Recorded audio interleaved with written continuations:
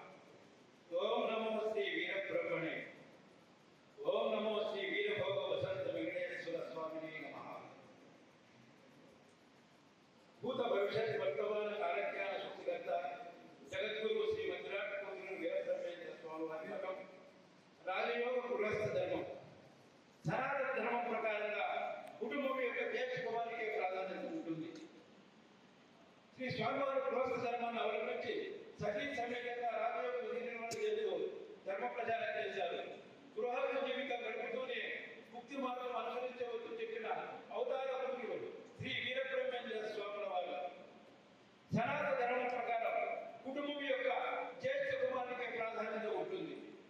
పూర్వకాలం నుండి వస్తున్న సాంప్రదాయం ఆచార వ్యవహారాల ప్రకారంగా మఠంలో మఠాలైనా పీఠాలైనా మందిరాలలో మొదటి ప్రాధాన్యత జ్యేష్ఠ కుమారునికే ఉంటుంది.